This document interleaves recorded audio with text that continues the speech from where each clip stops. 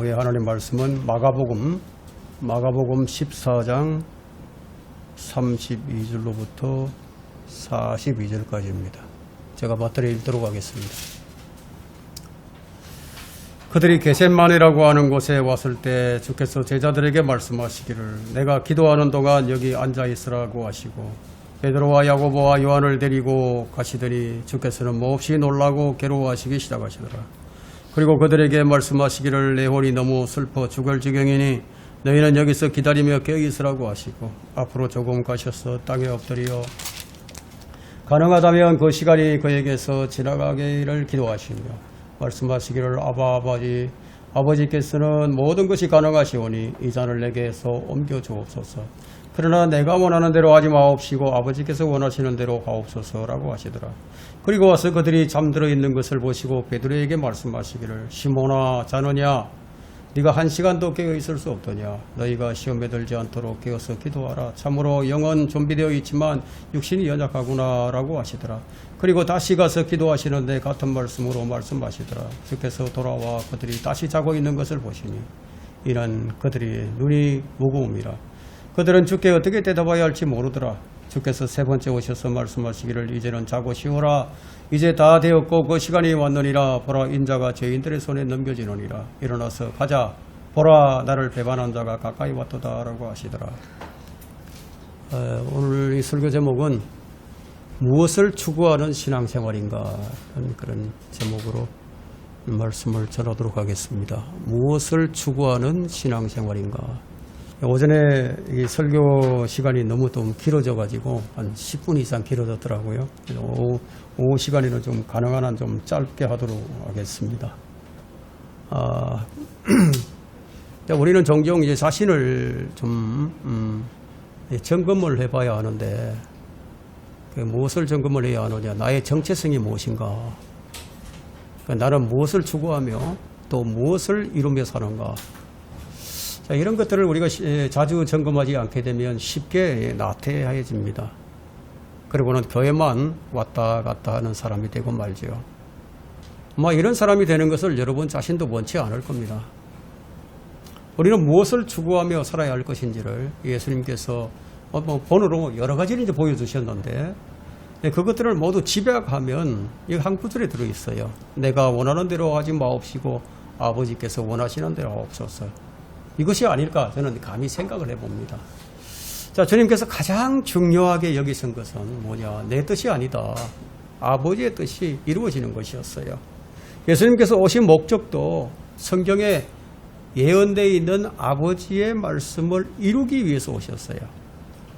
자, 이것은 구원받은 사람들은 무엇을 추구하며 무엇을 이루며 살아야 할 것인가를 보여주는 겁니다. 우리 신앙은 세상 종교들이 말하는 그런 신앙생활이 아니에요. 성경대로 하는 신앙이라야 합니다. 성경대로. 법이라는 게 있어요. 원칙이라는 게 있고 그래서 그 성경대로 해야 하는 신앙이라야 합니다. 그리스도인의 정체성으로 우리의 신앙을 세 가지로 분류를 해본다면 첫째는 아들로서의 신앙생활이에요. 아들로서의 신앙생활. 자, 어떻게 하면 우리가 아들이 되죠? 누구든지 그를 영접하는 자들에게는 하나님의 아들들이 되는 권세를 주셨으니. 거듭난 사람들이 하나님의 아들이다, 아들. 하나님의 자녀가 됐단 말이에요. 그래서 아들로서의 아버지의 뜻을 이루며 사는 것이 바로 참된 신앙이라고 할 수 있겠고요. 두 번째는 제자로서의 신앙생활이에요. 자, 제자로서의 신앙생활은 마태복음 28장 19절에서 이제 우리 주님 말씀하셨죠. 너희는 가서 모든 민족을 가르치고 아버지와 아들과 성령의 이름으로 침례를 주며 내가 너희에게 명령한 모든 것을 가르쳐 지키게 하라. 이것이 바로 제자로서의 신앙생활이에요. 세 번째는 그리스도의 종으로서의 신앙생활입니다. 고린도전서 6장 20절에 너희는 값을 치르고 산 것이니 그러므로 하나님의 것인 하나님이 내 것이 아니죠. 하나님의 것인 너희 몸과 너희 영으로 하나님께 영광을 돌리라. 제자로서의 삶이 있고 또 아들로서의 삶이 있고 또 종으로서의 삶이 있다. 자, 우리는 이런 것들을 좀 자주 점검을 해야 돼요. 아들로서 추구해야 할 것이 무엇이며, 제자로서 추구해야 할 것이 무엇이며, 종으로서 추구해야 할 것이 무엇이냐. 그래서 우리가 자신이 지금 올바른 방향으로 지금 나가고 있는지 좀 스스로 주의하지 않으면 안 돼요. 우리 신앙생활은 단적으로 말하면은 내 뜻대로 할 것이냐 아니면 주의 뜻대로 할 것이냐 여기에 달려 있어요. 그런데 내 뜻대로 주의 뜻대로 우리가 주님의 뜻대로 하는 것이 쉽지가 않아요. 주님께서는 우리가 주님의 뜻대로 하기를 원하시죠. 그죠? 그래서 우리에게 뭘 주셨습니까? 우리에게 성경을 주셨어요. 그 성경을 주신 것은 성경에서 그 뜻을 발견하고 그대로 실행하라고 주신 거죠. 그럼에도 불구하고 우리는 어떻습니까? 혹시 교회를 나가는 것으로 만족하고는 있지 않은지, 혹시 여러분 뜻대로 신앙생활을 하면서 하나님의 뜻대로 신앙생활을 하고 있다고 착각을 하고 있지는 않은지. 구약의 이스라엘을 보게 되면 자기 좋을 대로 신앙생활을 했어요. 그래서 자기들 마음대로 새 명절도 만들고 자기 좋을 대로 하나님을 섬기다가 결국은 버림을 받았다. 저는 이 지금의 신앙생활이 이와 같다고 생각을 합니다. 거의 다수의 그리스도인들은 이와 같은 신앙생활을 하고 있다. 자기 생각대로, 자기 옳은 대로 그냥 하나님 섬긴다는 거예요. 그러니까 헛된 경배를 드리면서 자기들은 참된 경배를 드리고 있다고 생각을 하게 됩니다. 자, 여기에 대한 우리 하나님의 반응을 한번 볼까요? 우리 하나님께서는 이 헛된 경배를 드리는 자들을 향해서 어떤 반응을 하고 계실까? 여러분 이사야 1장으로 한번 가보겠습니다.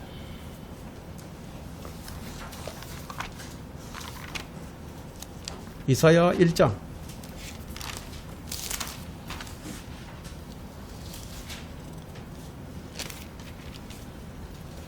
11절부터 한번 보겠습니다. 11절부터 14절까지 보는데요.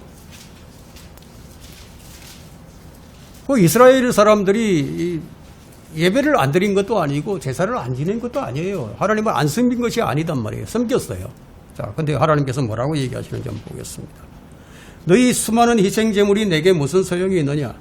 주가 말하노라. 나는 수장들의 번제물들과 살찐 짐승들의 기름으로 배불렀으며 또 나는 수송아지들이나 어린 양들이나 수염소들의 피를 기뻐하지 아니하노라. 너희가 내 앞에 나타날 때 너희 손에 이것을 가져와 내 뜰들을 밟으라고 누가 요구하였느냐?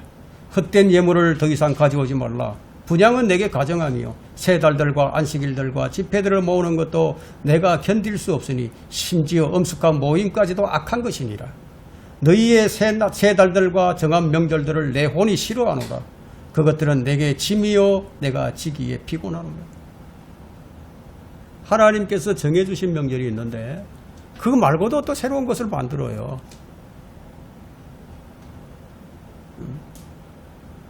새로운 의식을 만들고 새로운 방식을 만들고 새로운 전통을 만들고 그렇게 섬겼어요.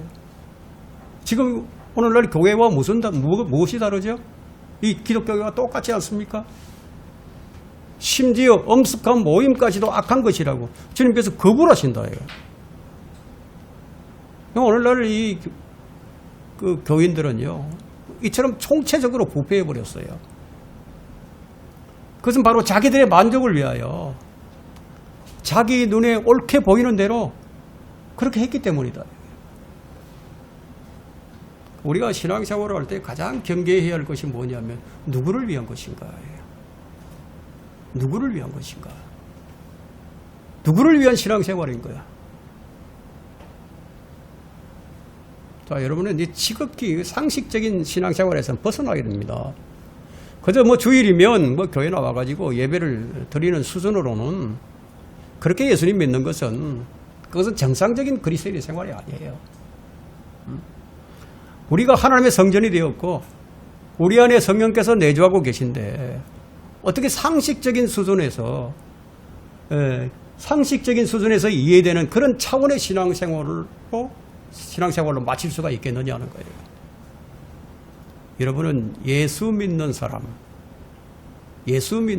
하면 어떤 이미지가 떠오릅니까? 예수 믿는 사람 하면 무엇이 떠올라요? 뭐 그냥 교회 다니는 사람?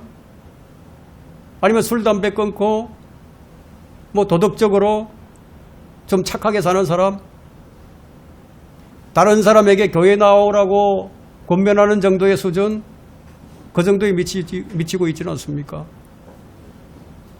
여러분, 성경을 모르면요, 내가 아무리 옳게 하려고 해도 안 되는 거예요. 성경을 모르면. 그 누가 성경에 관해서 물으면 한마디도 대답해 주지 못하는 그런 수준. 그런 이미지 가지고 어떻게 예수 믿는 사람 하면요, 어떤 이미지가 떠올라야 됩니까? 예수 믿는 사람. 성경에 본이 되는 사람 많이 나와 있잖아요. 바울이 떠오릅니까? 베드로, 아폴로, 바나바, 요한, 누가, 마가. 여러분, 그런 이미지가 떠올라야 되는 거 아니겠어요? 우리는 어떤 기도를 해야 합니까? 저를 통해서 주님께서 계획하신 일들을 이루어 주옵소서. 이건 주님께서 가르쳐 주신 기도예요. 기도의 본질이 무엇입니까? 기도의 본질. 기도의 핵심은 내 뜻이 이루어지는 게 아니에요. 내 뜻을 이루는 게 아니다, 이게. 기도의 핵심이 뭐냐? 아버지의 뜻대로 이루어지는 거다, 이게. 아버지의 뜻이 이루어지는 거다, 이 땅에서. 하늘에서와 같이 이 땅에서도 이루어지는 거다, 이게. 사람들은 아버지의 뜻은 뒷전이고 자기 뜻을 관철하기 위해서 기도를 하죠. 그래서 사생결단을 내는 거예요. 자기 뜻을 관철하려고. 그게 금식 기도를 하고 심지어 새벽 기도를 다닌다, 이게. 그것 가지고 부족하니까 이제 기도원 쫓아다니죠. 그건 무엇과 같은 기도입니까? 자기가 하늘의 보좌를 좀 움직여 보겠다고. 사생결단을 하고 덤벼든다, 이거예요. 누굴 위해서? 그게 누굴 위해서냐, 이거예요. 여러분, 그런 게 얼마나 잘못된 기도인지. 여러분, 아버지의 뜻대로가 아니면 아무 의미가 없어요. 우리는 먼저 주님께서 이 땅에 오신 목적이 무엇인가 아는 것이 중요합니다.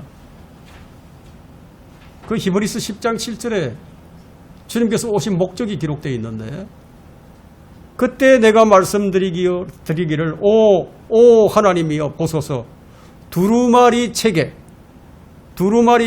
나에 관하여 기록한 것과 같이 주의 뜻을 행하려고 내가 왔나이다. 우리 주님은 아버지의 뜻을 행하려고 오신 거예요.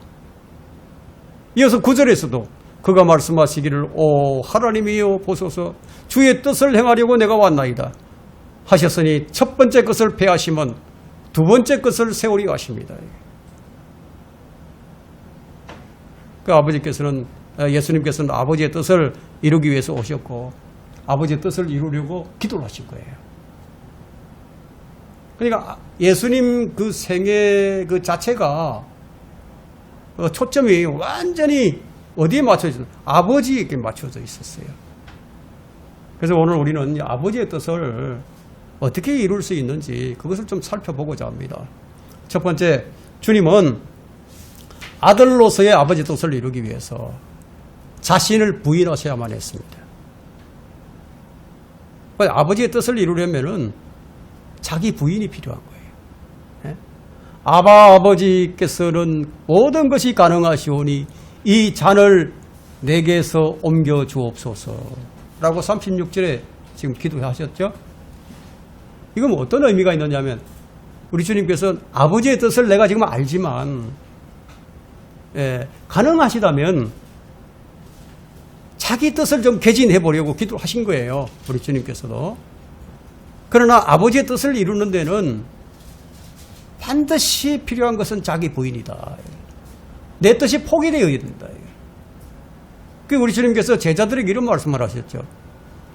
나를 따라오려거든 자기를 부인하라. 나를 따라오려거든. 그 주님께서는 진정한 자기 부인이 무엇인지 성경 여러 곳에서 가르쳐 주셨어요.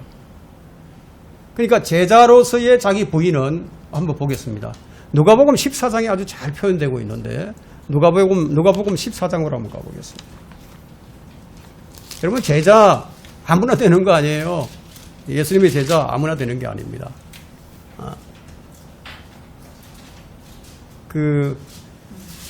어디 사랑의 교회에서인가요? 어디 교회에서 그 제자 훈련이라는 걸 가르쳤죠. 책이 3권이 있어요. 두꺼운 책이 3권.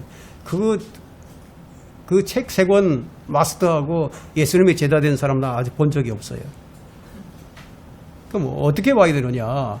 누가복음 14장 26절 한번 보세요. 자, 26절 보면 누구든지 자기 아버지나 어머니나 아내나 자식이나 형제나 자매나 정녕 자기 목숨까지도 미워하지 않은 채로 내게로 오면 그는 나의 제자가 될 수 없느니라. 27절 봅니다. 또 누구든지 자기 십자가를 지지 않고 나를 따라오는 자는 나의 제자가 될 수 없느니라. 그리고 33절로 가보겠습니다. 그 33절에는 뭐라고 기록되어 있습니까? 이와 같이 너희 가운데 누구든지 자기가 가진 모든 것을 버리지 않는 사람은 나의 제자가 될 수 없느니라. 이렇게 안 하고 3권의 책을 마스터했다고 해서 제자가 됩니까? 이게 아니면 제자가 될 수 없다. 이게 제자로서의 이제 자기 부인인데, 그럼 아들로서의 자기 부인은 뭐예요?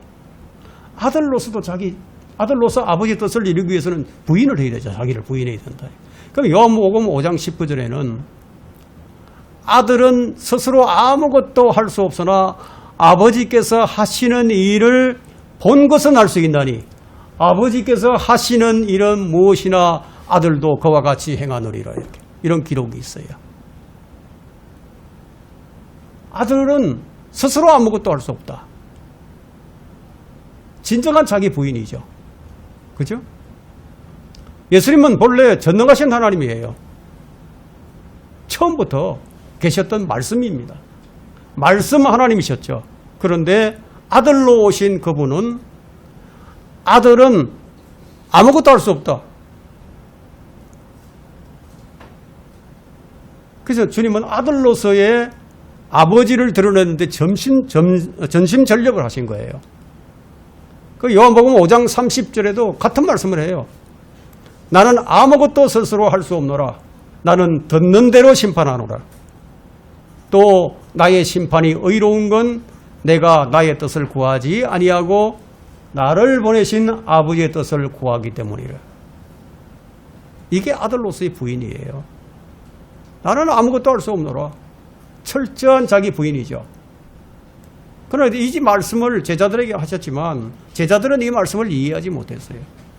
나는 스스로 아무것도 하지 아니하나 오직 내 아버지께서 내게 가르치신 대로 이것을 말하노라 하고 요한복음 8장 28절에도 말씀합니다. 주님께서는 많은 일들을 하셨죠. 죽은 자들을 살리고 병든 자들을 다 고쳐주고 마귀들을 쫓아내고 물 위를 걸으시고 풍랑을 꾸짖고 잠잠케 하시고 수많은 일들을 하셨어요. 그런데 그 많은 일을 하시면서 자신에게 영광을 안 돌렸어요. 언제나 자신을 통해 아버지를 드러내셨죠. 그래서 요한복음 14장 10절에는 너는 내가 아버지 안에 있고 또 아버지께서 내 안에 계시는 것을 믿지 아니하느냐? 내가 너희에게 하는 말들은 내 스스로 하는 것이 아니니라. 내 안에 거하시는 아버지께서 그 일들을 하시는 것이라. 이 말씀은 어떤 의미죠? 하나다. 하나라는 것을 나타내고 있는 거죠. 주님은 계속해서 내가 아니라 아버지께서 말씀하시고 아버지께서 일을 하시고 아버지께서 가르치셨다. 내가 아니라 아버지께서. 우리의 삶도 바로 이와 같아야 한다. 내가 아니요 그리스도께서 내 안에서 하시는 것이라. 이것이 그리스도인의 삶이에요. 그런데 우리는 어때요? 이 말씀에 견줘볼 때 너무 자신을 위하고 있지 않나요? 누구를 위해서 신앙생활을 하느냐예요. 가장 예수님을 모범적으로 따랐던 사람이 있다면 누구일까요? 바울이겠죠. 그죠? 바울이 이에 대해서 어떻게 고백을 하고 있느냐. 고린도전서 15장 10절에서 이런 고백을 합니다. 그러나 하나님의 은혜로 지금의 내가 되었고 또 내게 주신 그분의 은혜가 헛되지 아니하며 그들 모두보다 내가 더 많이 수고하였으나 그것은 내가 아니요 나와 함께 하신 하나님의 은혜로다. 어떻게 하면 이렇게 될 수 있을까요? 어떻게 하면 이렇게 할 수 있을까요? 자, 이런 거 좀 우리가 고민을 해봐야 될 거 아닙니까? 어떻게 하면 이렇게 할 수 있을까? 그래야 고민도 해봐야 진전이 있는 거죠. 나와 함께 하신 하나님의 은혜로다. 바울은 내가 애쓰고 내가 기도하고 내가 수고하고 그것이 내가 아니고 하나님의 은혜였다. 만일 누군가가 바울에게 참 당신은 정말 대단하다. 정말 위대하다. 그렇게 한다면 그는 뭐라고 얘기해요? 그건 내가 아니고 주님이다. 자기 부인을 가장 확실하게 보여주는 구절이 있다면 저는 갈라디아서 2장 20절이라고 생각합니다. 자기 부인이 가장 확실하다. 이 구절이. 내가 그리스도와 함께 십자가에 못 박혀 있으나 그럼에도 나는 살아있노라. 그러나 내가 사는 것이 아니요 그리스도께서 내 안에 사시는 것이라. 내가 이제 육신 안에 사는 삶은 나를 사랑하시어 나를 위해 자신을 주신 하나님의 아들의 믿음으로 사는 것이라. 누구의 믿음? 아들의 믿음. 여러분, 믿음? 여러분이 가진 믿음은 어떤 믿음입니까? 유다서 3절에는요, 하나님께서 성도들에게 단번에 주신 믿음이라고 얘기합니다. 단번에 믿음을 주셨어. 그래서 믿음을 선물이라고 얘기하죠. 내게서 나오는 믿음이 아니다. 우리는 어떤 믿음을 가지고 살아야 됩니까? 내게 주신 그 믿음을 가지고 살아야 된다.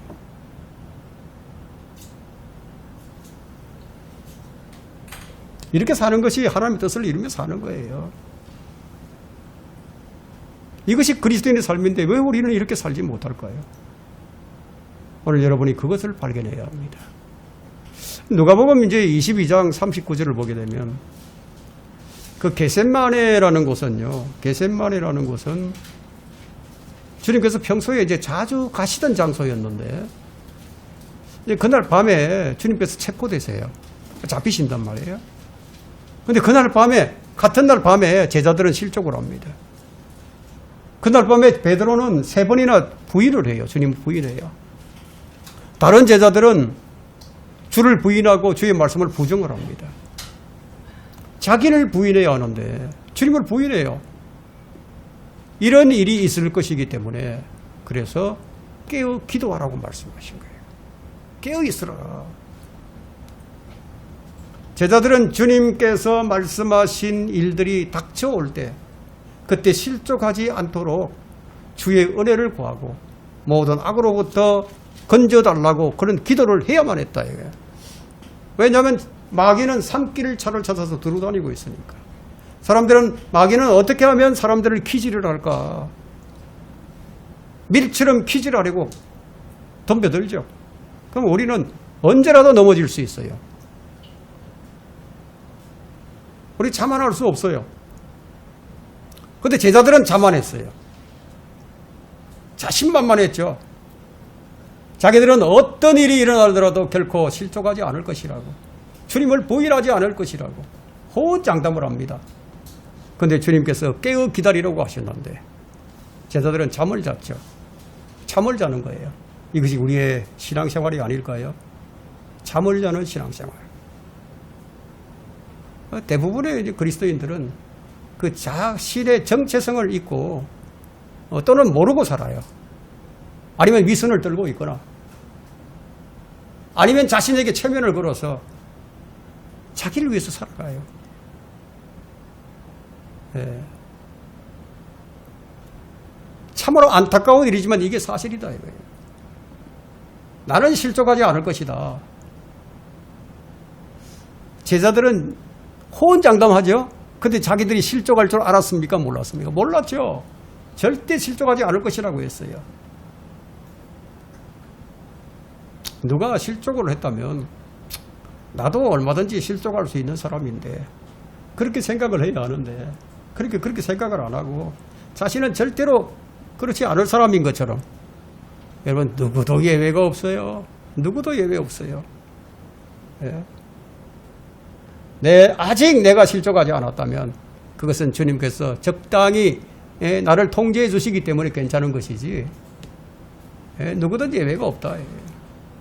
이것은 주님의 은혜가 나를 보호하기 때문인 거예요.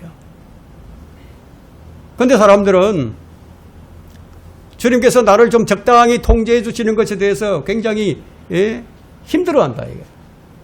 여러분, 우리가 이것을 잘 못 느끼지만 이것이 사실이에요. 주님께서 여러분의 삶에 하나하나에 개입하고 계시는데 여러분 잘 못 느끼시잖아.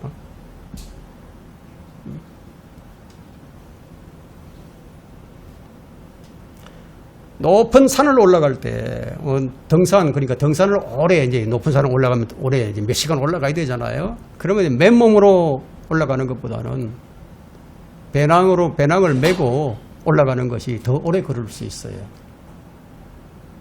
왜냐하면 이 배낭이, 무거운 짐이 몸의 균형을 좀 잡아주기 때문입니다. 자, 주님께서 우리에게 주신 짐은 이와 같습니다. 좀 무거운 것 같아도 사실은 우리가 더 오래 갈 수 있고 실족하지 않을 수 있는 그런 짐이라는 거예요. 우리는 우리를 잘 모르는데 주님께서는 우리를 더 잘 아신다. 그러니까 우리를 은혜로 보호해 주신다. 여러분, 아마 그런 여러분 삶에, 여러분 인생에 그때 그 순간에 하나님께서 나를 보호해 주셨구나. 그때 그 위기 순간에 주님께서 나를 지켜주셨구나. 그래서 오늘 내가 있는 거구나. 이런 경험하실 거예요.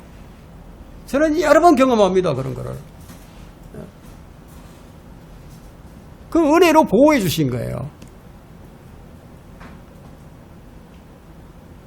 주님의 제자들은 그날 밤에 일어날 일을 말씀해 주셨지만 제자들은 깨어있지 못했습니다. 무엇 때문이었습니까? 그것이 육신의 연약함이었다고 예수님께서 지적을 해 주시죠. 사람들은 실제 당해보지 않으면 잘 몰라요. 주님께서 미리 아시고 너희가 시험에 들지 않도록 깨어있으라 기도하라 하셨는데 제자들은 모두 잠을 자버렸다. 주님께서는 이 밤에 닥칠 일들을 미리 아셨고 그것을 감당하기 위해서 기도를 하셨던 겁니다. 그러나 제자들은 그날 밤에 닥칠 일들을 전혀 심각하지 않았어요. 전혀 심각하지 않았다는 것은 그날 밤에 그 일이 일어날 것으로 믿지 않았다고밖에 볼 수 없어요. 주님의 고뇌는 33절에서 나타납니다. 33절로 한번 가보겠습니다. 너희는 주의하여 깨어 기도하라. 이는 너희가 그 때가 언제인지 모르기 때문이라. 그죠?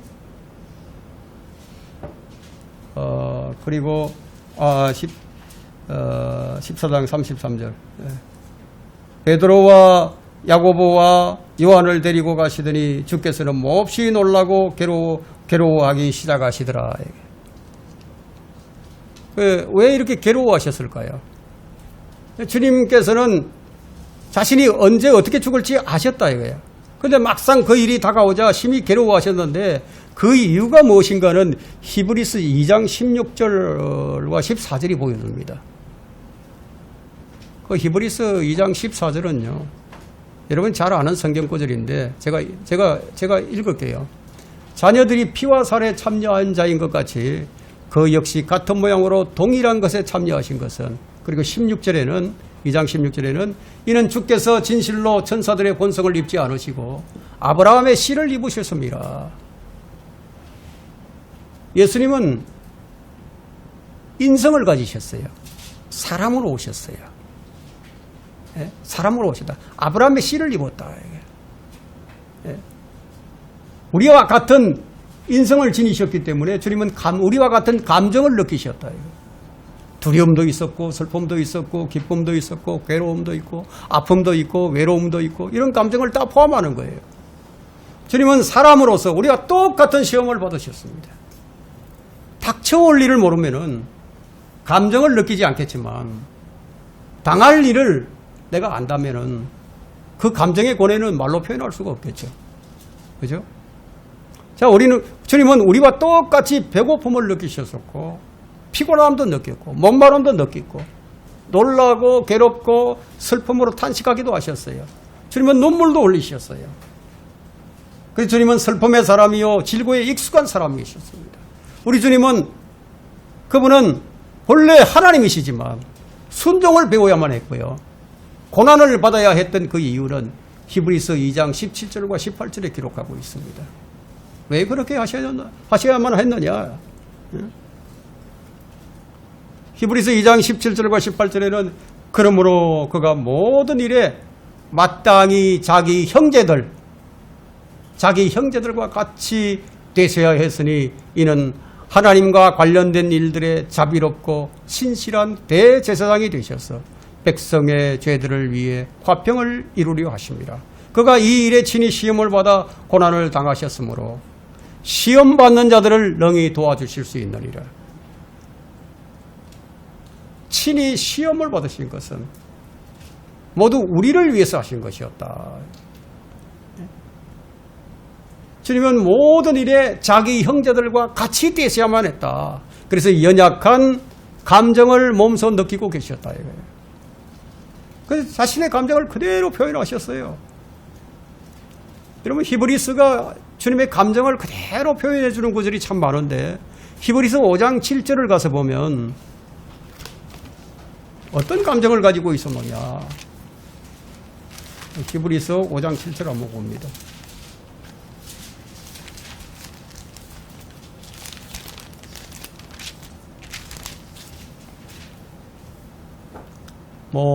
우리가 생각할 때 하나님 우리 예수님은 하나님이시니까 그런 고통 아무것도 아니지 않느냐 이렇게 생각하면 안 된다는 거예요.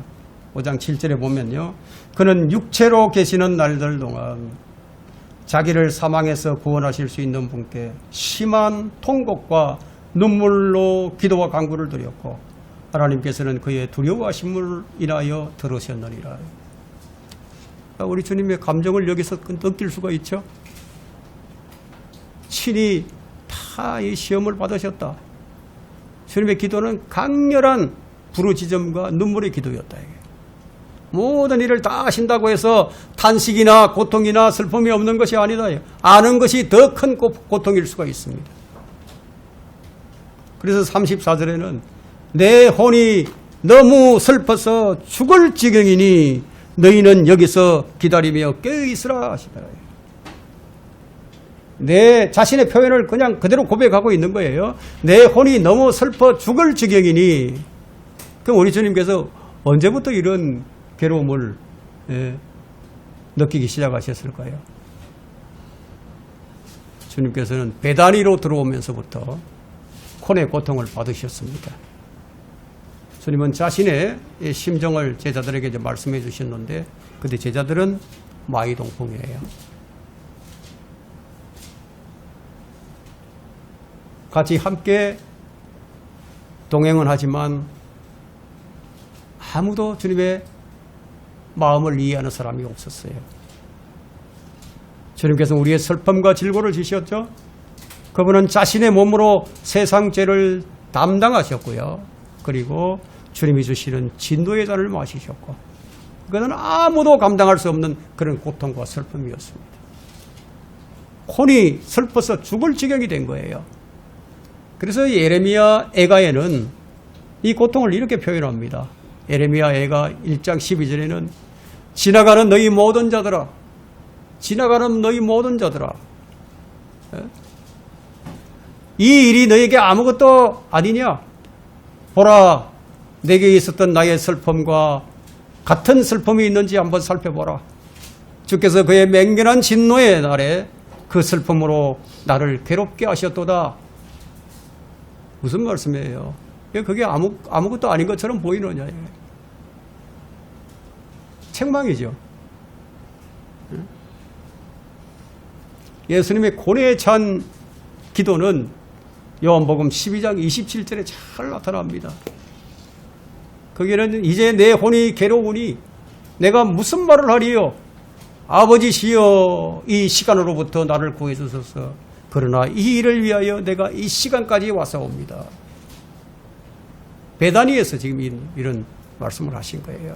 베다니로부터 시작된 혼의 괴로움은 겟셋마네 동산에서 최고조에 이르게 됩니다. 여러분 십자가는요, 생각만 해도 혼이 괴로운 일이에요. 제자들은 곁에 있지만 모두 도망갈 자들이었어요. 예수님은 그것도 알고 계셨어요. 제자들이 다 도망갈 것이라고. 주님의 심정을 알고 주님을 위로해주고 주님과 마음을 나눌 수 있는 사람이 아무도 없었다. 아무도 주님의 심정을 이해하지 못했어요. 그래서 지나가는 자들아, 이 일이 너에게 아무것도 아니냐. 여러분들은 이 일이 어떻게 들리고 있습니까? 여러분은 뭐라고 답할 것입니까? 한번 깊이 있게 숙고를 해보자는 겁니다. 제자들에게 깨어있으라고 말씀하신 이유가 뭘까요? 사탄이 밀처럼 피질하려고 찾기 때문이라고 누가복음 22장 31절에 말씀하죠. 만일 주님께서요, 이 제자들을 위해서 기도하지 않으셨다면 그들은 회복되지 못했을 거예요. 두 번째 우리가 살펴볼 것은 주님은 종으로서 아버지께서 원하시는 뜻에 순종하셨습니다. 여러분, 예수님은 종으로 오셨어요. 마가복음은 예수님께서 제 종으로 오신 것을 표현하는 그런 책이에요. 본문으로 돌아와서 35절을 보세요. 앞으로 조금 가셔서 땅에 엎드려 가능하다면 그 시간이 그에게서 지나가기를 기도하시며. 이게 종의 모습이에요. 종의 모습. 만유의 주제이신 주님께서 땅에 엎드리셨어요. 모든 피조물들이 주님께 엎드려야 하는데, 근데 주님은 지금 스스로 땅에 엎드리셨습니다. 처음부터 계셨던 주님께서, 만왕의 왕이신 주님께서 지금 땅에 엎드리기 거예요. 이 장면은 정말 놀라운 장면입니다. 성도들은 언제나 이렇게 해야 합니다.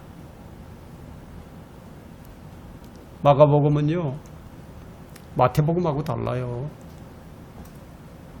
마태복음은 왕으로 오신 관점으로 기록된 책이지만 이 마가복음은 종으로 오신 예수님의 관점으로 기록된 책이에요. 그래서 마가복음에는 족보가 없어요. 마태복음에는 왕의 족보가 있고 누가복음은 사람의 족보가 있지만 마가복음은 족보가 없다. 왜냐하면 종은 족보가 필요 없으니까. 종의 족보가 뭐가 필요합니까? 자신을 낮추어서 복종하는 것. 우리 성도들은 서로 낮추면서 복종을 해야 합니다. 주님께서 기도하신 내용을 보면 가능하다면 그 시간이 그에게서 지나가기를 기도하셨죠. 가능하다면 36절을 봅니다. 말씀하시기를 아버지께서는 모든 것이 가능하시오니 이 잔을 내게서 옮겨 주옵소서. 그러나 내가 원하는 대로 하지 마옵시고 아버지께서 원하시는 대로 하옵소서. 예수님은 하나님과 동등하시지만 종의 형체를 입으시고 성령으로 잉태되어서 사람으로 태어나신 하나님의 아들이 되셨어요. 예수님은 하나님을 아버지라고 부르셨는데 우리도 하나님을 아버지라고 부르고 있습니다. 왜? 어떻게 해서 우리가 하나님을 아버지라고 부르게 되었느냐? 하나님께서 아들의 영을 우리 안에 주셨기 때문에. 그래서 우리는 하나님을 아버지라고 부르는 거예요. 이것이 로마서 8장 15절과 갈라디아서 4장 6절에 기록이 됩니다. 이 잔을 내게서 옮겨 주옵소서. 이 잔은 심판의 잔이에요. 심판의 잔. 진노의 잔이다 이거예요. 이것을 옮겨달라는 것은 그것이 주님의 뜻이었어요. 주님 자신의 뜻이었어요. 그러나 아버지의 뜻은 뭐냐? 이 잔을 받는 것이 아버지의 뜻이었다. 우리를 위해서 고난을 받으시고 주님이 죽으시는 것이 아버지의 뜻이었다. 주님은 자신의 뜻을 이루기 위해서 3번을 기도하셨다.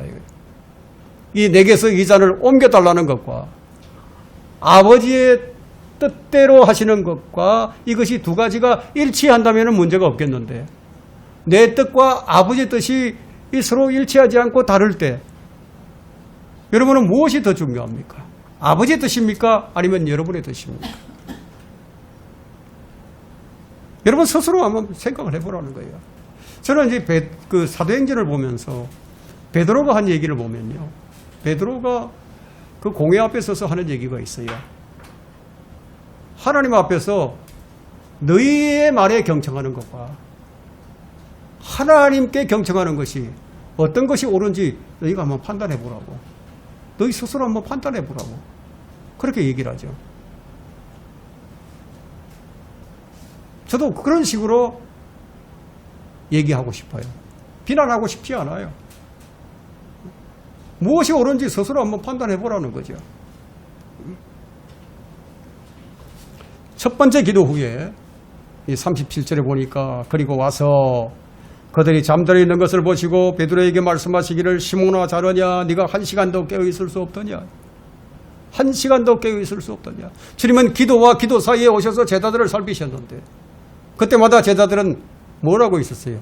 잠을 자고 있었어. 깨어 있으라 명령을 하셨지만 제자들은 깨어 있지 못했다.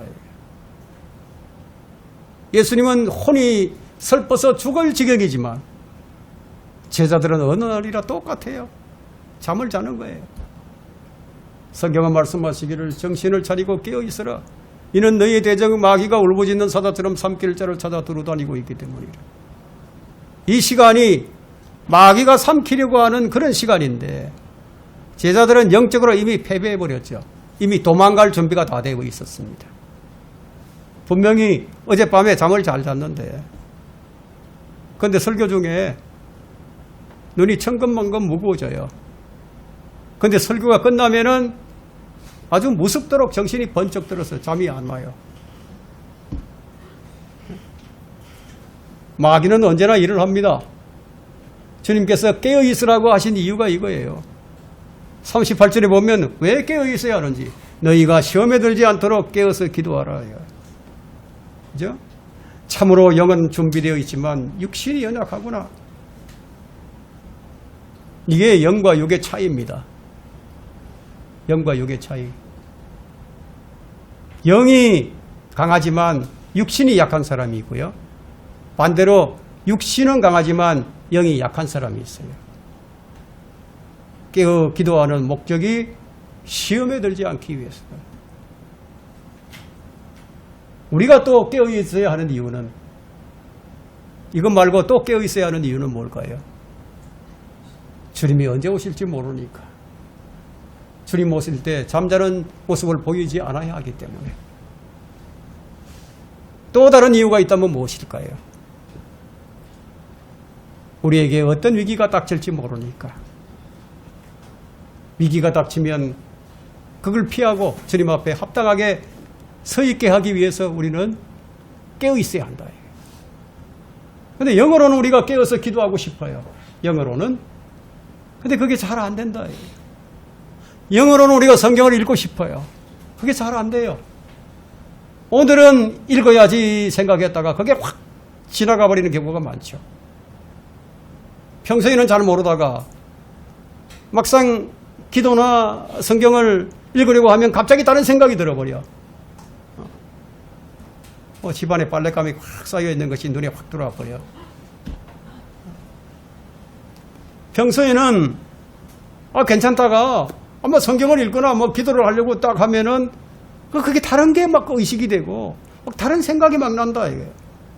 여러분 마귀 쉬지 않아요. 마귀가. 영은 원하는데 육신이 따라주지 못해요. 영은 준비되어 있다고 지금 말씀하고 있죠. 주님은 깨어 기도하라고 하시는데 제자들은 잠을 이길 수가 없었어요. 여러분 눈꺼풀이 천근만근 무거워지면 이건 못 견뎌요. 뭐 운전하다가도 눈꺼풀이 무거워져 보세요. 그냥 이건 꼬집어도 안 돼. 껌을 씹어도 안 돼. 수면제를 먹은 것보다 더 잠이 잘 와요. 그래서 바울은 로마서 7장에서 이런 얘기를 하는 겁니다. 자기가 생각으로는 하나님의 법을 섬기지만 육신으로는 죄의 법을 섬기고 있다고 실토를 하는 거예요. 사도 바울도 그런 실토를 하는 거예요. 이것이 바로 영과 육의 차이점입니다. 왜 그러냐 하면요, 갈라디아서 5장 17절에는 이게 서로 원수간이래요. 예? 육신은 성령을 거슬러 욕심을 부리고 성령은 육신을 거슬러서 이들이 서로 반목해서 내가 하고자 하는 것을 하지 못하게 한다고 기록하고 있어요. 우리 육신이 원하는 것은 성령께서 원하지 않고 또 성령께서 원하시는 것은 우리 육신이 원하지 않는다. 자, 이런 일은 우리 실생활에서 너무나 흔한 일이지만 다만 우리가 의식하지 못하고 있을 뿐이라는 거예요. 이걸 좀 의식하자는 거죠.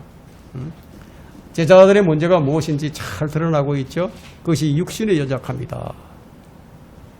제자들은 조금 전까지만 해도 주님께서 감옥에 가시면 자기도 감옥에 갈 것이고 주님께서 죽으시면 나도 죽겠다고, 예? 문제없다고 말을 했었어요. 근데 1시간도 깨어있지 못했어. 그러고 난 다음에 1시간도 안 지났다. 그들이 현실을 직시하지 못했습니다. 상황 파악이 안 되는 거예요. 무슨 얘기인지 이해가 되시죠? 예? 주님은 혼이 괴로워 죽을 지경인데 제자들은 잔다. 저는 우리의 모습이 이와 같지 않은가 그런 생각을 해봅니다. 우리가 무엇을 위해서 사는지, 종으로서의 신앙생활은 주인을 위해서 사는 거예요. 주인을 위해서, 주인의 영광을 위해서 사는 거예요. 이게 종으로서의 삶이에요. 주님께서는 우리에게 많은 사역을 위탁하셨어요. 그 일을 이루는 것이 바로 종으로서의 신앙생활이다. 우리는 청지기들이에요. 주님의 일꾼들입니다. 세 번째 우리가 살펴보고자 하는 것은 주님께서 아버지의 뜻을 이루기 위해서 자원함으로 그 일을 감당하셨다는 겁니다. 기쁨으로 감당하셨다고. 우리 42절 한번 봅니다. 42절. 40절 보게요. 40절. 주께서 돌아와 그들이 다시 자고 있는 것을 보시니 이는 그들의 눈이 무거움이라 그들은 주께 어떻게 대답해야 할지를 모르더라. 여러분 생각해 보세요. 한 번도 아니고 2번 그래버렸는데 무슨 할 말이 있겠습니까? 할 말이 없죠. 육신의 연약함이다. 이게 육신을 이길 힘이 없다면 우리는 정욕에 이끌려가는 거예요. 그만큼 영의 욕구보다 육신의 욕구가 더 강한 거예요. 제자들이 우리의 모습을 지금 그대로 보여주고 있는 거죠. 그 41절을 보면 주께서 세 번째 오셔서 말씀하시기를 이제는 자고 쉬어라. 이제 다 되었고 그 시간이 왔느니라. 보라 인자가 뭐라고 얘기하고 있죠? 죄인들의 손에 넘겨지느니라. 이번에는 주님께서 기도 응답을 받고 오신 거예요. 응답을 받고 오셨어. 바로 이런 기도는 우리가 어떻게 기도를 해야 할지를 지금 보여주는 거거든요. 한두 번 해보고 여러분 기도 중단하지 마세요. 응답될 때까지 계속 기도해야 합니다. 제자들은 주님이 넘겨지실 때 상황이 어떻게 돌아가는지를 전혀 알지 못했었어요. 여러분 깨어 기도하지 않는 사람은 그 영적인 상황을 전혀 감지하지 못해요. 몸만 잠든 게 아니라 영어로도 잠들어 있는 거예요. 주님은 세 번째 기도 후에 이제 자신을 이제 완전히 부인하십니다. 세 번째 기도 후에 응답을 받으셨으니까 돌이킬 수 없는 아버지의 뜻을 확인하셨고요. 순종하기로 결심을 하신 거예요. 주님은 언제까지 이렇게 하셨죠? 확신이 들 때까지, 응답이 올 때까지 계속 기도하셨죠. 바울도 역시 마찬가지예요. 바울은 자기 몸에 있는 그 사탄의 가시를 제거해달라고 3번을 기도하셨어요. 그 바울의 뜻은 무엇입니까? 사탄의 가시를 제거해달라는 거였죠. 그런데 주님의 응답은 무엇이었습니까? 내 은혜가 네게 족하다. 그냥 가지고 살아라 이거예요. 바울은 그냥 이 가시가 없었으면 너무 좋겠는데 여러분 막 콕콕 찔러보세요. 콕콕 찔러보세요. 저도 어젯밤 하루 종일 어디가 여기 허벅지 있는 데가 콕콕 한 군데만 쑤셔가지고 쑤시니까 아파. 그러면 이게 바울의 가시는 이건 아무것도 아니지. 막 콕콕 찌르는데. 근데 그냥 가지고 살라고 그런 응답을 주신 거예요. 내 은혜가 네게 족하다고. 주님과 바울은 자기의 뜻대로 되지 않고 아버지의 뜻대로 된 것을 더 기뻐하신 거예요. 여러분 이게 참 중요하죠. 교회도 마찬가지입니다. 교회가 사람들의 눈치나 살피면서 실행을 해나가면 어떻게 되겠습니까? 한국교회가 하나님의 말씀은 제쳐두고 사람의 눈치나 살피면서 목회를 하죠. 여러분 이 나라의 문화는요 비교 문화예요. 비교 문화. 그러니까 남이 잘 되면 그냥 시기심이 불타오르죠. 예? 비교한다 이게. 누가 뭐가 잘 된다 그러면 모두 그걸 하려고 하죠. 예? 무슨 커피집이 잘 된다 그러면 그냥 순식간에 커피집이에요. 옛날에 그 해태의 집, 부모스트의 집 이런 그 아이스크림 집이 있었어요. 그게 잘 된다 그러니까 온 상황에 그냥 한 집 건다 한 집. 누가 과외시킨다 그러면 자기도 그냥 자기 자식도 그렇게 해야지 직성이 풀리지. 그러니까 어린아이 때부터 죽을 때까지 그냥 어떻게 비교하면서 살다 죽는 거예요. 내 뜻대로 되는 게 다 좋은 건 아니에요. 여러분 주님께서는 자신의 뜻대로 되는 것보다 아버지의 뜻대로 되는 것을 더 기뻐하시고 뭐라고 말씀하시냐. 그 시간이 왔도다. 인자가 죄인들의 손에 넘겨지느니라. 이제 그 시간이 왔다. 일어나서 가서 보자. 가서 보라. 나를 배반할 자가 가까이 왔다. 당당하게 오래 기다리지 않겠다는 얘기죠. 일어나서 가자. 이 말씀은 주님께서 적들을 맞이하는 장면이에요. 아버지의 뜻을 행하러 가자. 아버지의 뜻이 십자가니까 십자가로 가자. 잡으러 올 때까지 앉아 계시겠다는 게 아니었다. 이거예요. 아버지의 뜻을 이루겠다는 강력한 의지의 표명이었죠. 주님은 억지로 하시는 것이 아니에요. 아버지의 뜻은 자발적으로 아주 적극적으로 자원하는 것임을 우리에게 보여줍니다. 주님은 뒤로 물러나지 않으셨어요. 피하거나 숨지도 않으셨어요. 머뭇거리거나 고민하지도 않으셨어요. 당황하지도 않으셨어요. 일어나서 가자.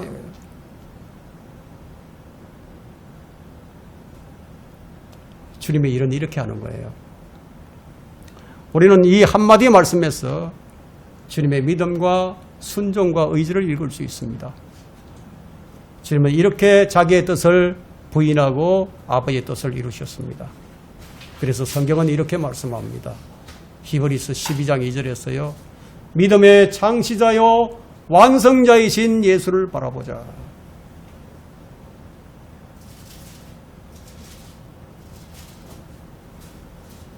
그는 자기 앞에 놓인 절굼을 위하여 십자가를 견디시고 수치를 개의치 아니하시더니 하나님의 보좌 오른편에 앉으셨느니라. 여러분 주님이 3번이나 이렇게 기도하셨는데 그냥 기도하신 게 아니고요. 혼이 슬퍼 죽을 지경이라고 말씀하셨는데 그러면 그 말씀을 우리 주님은 몸으로 표현하셨어요. 혼이 슬퍼 죽을 지경이다. 그러니까 누가복음 22장 44절에 그런 기록되어 있는데 주께서 고뇌 속에서 그 간절히 기도를 하시니까 그의 땀이 어떻게 됐죠? 큰 핏방울처럼 되어서 땅에 떨어지더라. 제자들은 이 모습을 못 봤어요. 잠을 자느라고. 그들은 깊이 잠들어서 못 봤어요. 여러분 이 모습은 얼마나 절묘한지 몰라요. 겟셋마네의 뜻이 무엇이에요? 겟셋마네의 뜻. 겟셋마네는요 고난을 의미하거든요. 기름을 짜는 틀이라고. 기름을 짜는 틀이다. 기름 짜는 기계 있죠? 그죠? 땀이 핏방울 되어서 떨어졌다. 이게. 기름을 짜낼 때 이렇게 방울방울 떨어지죠. 그렇죠? 땀이 핏방울처럼 떨어졌다. 이것이 겟세마네입니다. 겟세마네의 떡과 같이 주님의 기도는 자신의 혼을 쏟아붓는 기도였습니다. 주님은 자기 몸에서 고뇌와 슬픔을 핏방울로 짜내주신 거예요. 이 순간 그분의 제자들은 아무것도 보지 못하고 잠들어 있었지만 주님은 고뇌에 찬 밤을 보내시고 계셨습니다. 주님께서 행하시는 일에 제자들이 무지했다면 다른 사람들은 말해서 못하겠습니까? 우리의 추구는 기꺼이 자원함으로, 기쁨으로, 감사함으로 아버지의 뜻에 순종하는 신앙생활이 되어야 한다는 거예요. 말씀을 정리하도록 하겠습니다. 주님은 아버지의 뜻을 이루시고 구원을 완성하셨어요. 여러분, 우리 구원 정말 쉽게 얻죠? 믿음의 구원 받으니까. 그러나 우리 주님은 이런 대가를 치르신 거예요. 아버지의 뜻을 이루시고 그 구원을 완성하실 거다. 빛이신 주님이 어두운 세상을 밝히셨지만 세상은 깨닫지 못하고 있습니다. 사람들은 예수님이 어떤 분이신지 보여주어도 알지는 못하고 있습니다. 그러면 이들에게 주님께서 어떻게 하셔야겠습니까? 보여줘도 깨닫지 못하는데, 그래서 십자가에 달리는 것 외에는 다른 방법이 없었어요. 직접 보여주시는데도 안 믿으니까 다른 방법이 없었다 이거예요. 이제 이것을 믿으면 구원받습니다. 이렇게 쉬운 구원의 길을 우리에게 열어주신 거예요. 이것은 자기 부인과 말할 수 없는 혼의 고통을 통해서 빚어진 구원의 길입니다. 이제 주님은 사람들이 어리석다고 여겨지는 복음 전파의 어리석은 방법으로 믿는 자들을 구원하시기를 기뻐하시고 계십니다. 그러므로 사람들이 주님을 믿고 이 일을 깨닫는 것은 참으로 복된 일입니다. 여러분이 주님을 믿으니 가장 복 있는 사람들입니다. 내가 예수님이 누구신지 알고 그분이 행하신 일이 무엇인지 깨닫고 마음에 확신하고 있다. 그러면 복된 사람이다. 여러분이 그렇다면 여러분이 이 세상에서 가장 행복한 사람이에요. 이건 내 말이 아니고 하나님의 말씀이에요. 모든 것이 되시는 그분이 내 안에 계신다. 그러면 여러분은 모든 것을 다 가진 거예요. 지금은 그걸 실감하지 못하겠지만 나중에 실감합니다.